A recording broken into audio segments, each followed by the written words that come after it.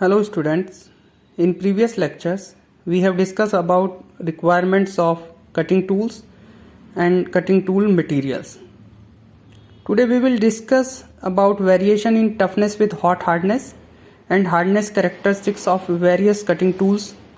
आज हम बात करेंगे कि हॉट हार्डनेस और टफनेस का क्या इफेक्ट पड़ता है कटिंग टूल पर और जो हार्डनेस की कैरेक्टरिस्टिक्स हैं वो टेम्परेचर के साथ किस तरह से वेरी करती हैं। ओके, तो देखिए यहाँ पर लिखा हुआ है कि toughness decreases with increasing hot hardness of tool material, यानी कि टफनेस जो है जनरली हॉट हार्डनेस जैसे इंक्रीज करती है टफनेस डिक्रीज करती है।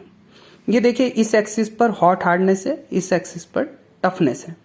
ये डायमंड के लिए है, ये ceramics, carbide, high speed steel, ये अलग अलग जो हमने अभी डिस्कस किए थे कटिंग टूल मटेरियल्स उनको हमने शो किया हुआ है। देखिए हॉट हार्डनेस मैं पहले भी डिस्कस कर चुका हूँ कि ये किसी टूल की एबिलिटी है to maintain hardness and strength at higher temperature, और टफनेस जो है वो है ability to absorb energy before fracture, यानी कि कोई टूल कितना एनर्जी को एब्जॉर्ब कर सकता है फ्रैक्चर होने से पहले, वो उसकी टफनेस को शो करता है। तो यहां से देखिए एक चीज आप अच्छे से समझ लीजिए कि यहां पर डायमंड क्या है, हमने बात की थी हार्डेस्ट मटेरियल है बट इसकी जो टफनेस है वो बहुत कम है। ऐसे ही जो सिरेमिक्स हैं उनकी जो हार्डनेस है वो डायमंड के बाद आती है लेकिन उनकी भी टफनेस कम है, यानी वो ब्रिटल होते हैं नेचर में। जिनकी देखिए टफनेस जितनी कम होगी वो मटेरियल जो होंगे वो उतने ही ज़्यादा ब्रिटल होंगे। ओके, उनकी हार्डनेस तो ज़्यादा होगी लेकिन टफनेस कम होगी। ये जो है कार्बाइड टूल्स, ये ऑलमोस्ट जो है ये मीडियम हार्डनेस होती है इनकी और मीडियम ही टफनेस होती है, तो ये ज़्यादा सुटेबल है। वो डिपेंड करेगा कि आपको एप्लीकेशन क्या है। जैसे डायमंड जो यूज़ किया जाता है वो सरफेस फिनिशिंग के लिए किया जाता है, मशीनिंग में नहीं किया जाता है, फिनिशिंग ऑपरेशंस में किया जाता है। इसी तरह से अगर आपको ऐसी जगह टूल्स यूज़ करने जहाँ पर आपको हार्डनेस ज़्यादा चाहिए तो आप सिरेमिक्स यूज़ कर सकते हैं, और ऐसे अगर टूल्स यूज़ करने जहाँ आपको टफनेस ज़्यादा रिक्वायर्ड है तो उस केस में आप हाई स्पीड स्टील यूज़ कर सकते हैं। जो हाई स्पीड स्टील टूल्स होते हैं इनकी टफनेस तो ज़्यादा होती है लेकिन इनकी हार्डनेस कम होती है। तो जबकि जो कार्बाइड टूल्स हैं वो उनकी टफनेस और जो हॉट हार्डनेस है वो मीडियम कैटेगरी में आती है, ये वाली जो।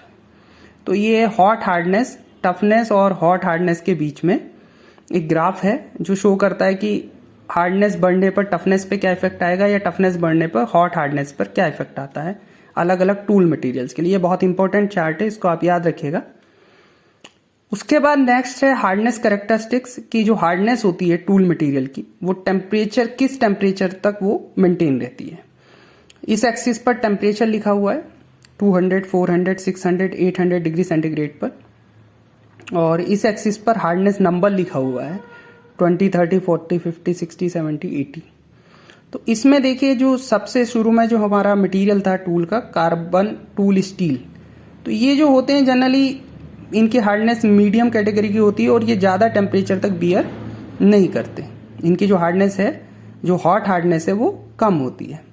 इसके बाद हाई स्पीड स्टील है जो हमने ऊपर भी देखा कि इनकी हार्डनेस भी बहुत ज़्यादा नहीं होती लेकिन इनकी toughness as compare to other material बहुत ज़्यादा होती है।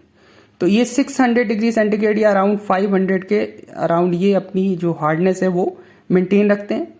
सीमेंटेड कार्बाइड जो टूल्स होते हैं इनकी हार्डनेस बहुत ज़्यादा होती है, हॉट हार्डनेस जिसको हम बोलते हैं, और ये लगभग 800 या 700 डिग्री सेंटीग्रेड तक अपनी जो हार्डनेस है या जो स्ट्रेंथ है उसको मेंटेन रखते हैं।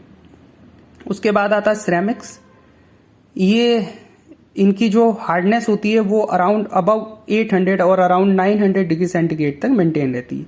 यानी ये एक ग्राफ है हार्डनेस और टेम्परेचर के बीच में, और ये शो करता है कि कोई मटेरियल जो है उसकी हॉट हार्डनेस कितनी ज़्यादा है। जैसे हॉट हार्डनेस सिरेमिक की ज़्यादा है, सीमेंटेड कार्बाइड की कम है, उसके बाद हाई स्पीड स्टील की है और कार्बन टूल स्टील की। ये हमने यहाँ ऊपर भी देखा था, हॉट हार्डनेस पहले यहाँ सिरेमिक की है, कार्बाइड की है, फिर हाई स्पीड स्टील की है। ये ग्राफ हॉट हार्डनेस और टफनेस के बीच था। ये जो ग्राफ है ये हार्डनेस और टेम्परेचर के बीच में।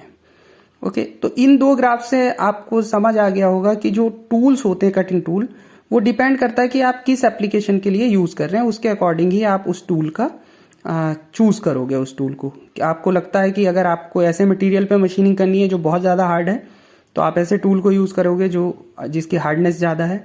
या कहीं पर अगर आप ऐसी जगह टूल यूज़ करने जा रहे हैं जहाँ पे बहुत ज़्यादा टेम्परेचर है, तो फिर आप ऐसा ही टूल यूज़ करोगे जिसकी हॉट हार्डनेस ज़्यादा है। या कहीं पर अगर ऐसा है कि वहाँ पर इम्पैक्ट जो बीच बीच में जो शॉक्स हैं वो बहुत ज़्यादा आते हैं, तो उसके लिए आप ऐसा टूल यूज़ करोगे जिसकी टफनेस ज़्यादा है।